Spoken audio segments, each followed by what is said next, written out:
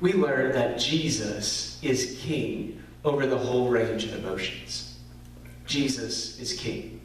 Did you catch what happened? It sounds a little bit like some kind of sci-fi or like some magic where you're like, go down in the city and tell them, oh yeah, the Lord needs it. Like some kind of mind trick. But that's not what Luke is trying to say here. He's actually pointing to, and this is so important for us to know going into Holy Week, that Jesus is totally in charge. Did you notice it was just as Jesus had said? Right? He knew the location. He knew right where the colt would be. He knew the status, that it would be tied up.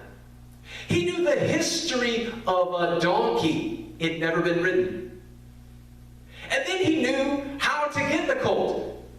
To just simply tell him the Lord needs it. Here's the point that I want to make. And it seems kind of like a silly point, but it's really profound. Jesus is sovereign over a donkey. He's sovereign over you. Jesus is king of the tiniest little things. He's king over us.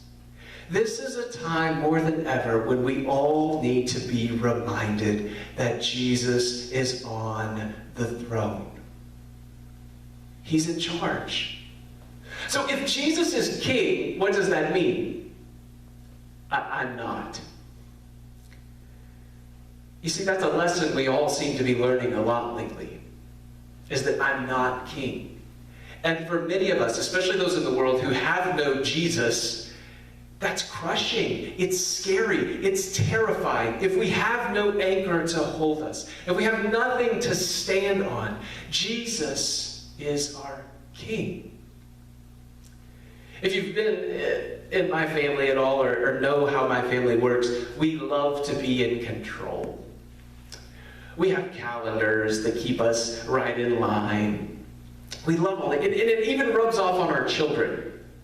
Yes, my 5-year-old son, Micah, has a calendar in his room, and he checks the day when it begins, and he X's the day when it ends. So at 7 o'clock, we put him in bed this week, and he X's the calendar and says, "This day is over." Like only a 5-year-old can. And what I saw in him was this sweet innocence of thinking that he actually has control of the days. We teach it at a young age. It stays with us. I think I'm the one in charge of my calendar. Until something comes along and says, no, your April is going to be totally different than what you ever thought. There doesn't seem to be a day in the last 2 weeks where I haven't had to learn something new or do something different or everything got upended. This is a blessing if we see it this way. It is a gift that God is giving us to remind us who is in charge when we are not.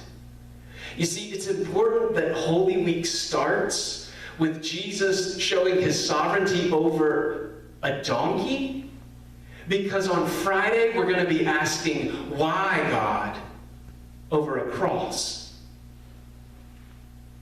We need to know that he's sovereign over a donkey, so that when we see the cross, we know it's not plan B. This is God's plan to save us. It's plan A. And he knows what he's doing, and he's in charge. So Holy Week starts with saying, Jesus, you are king. And if you're king, it means you're king of my life.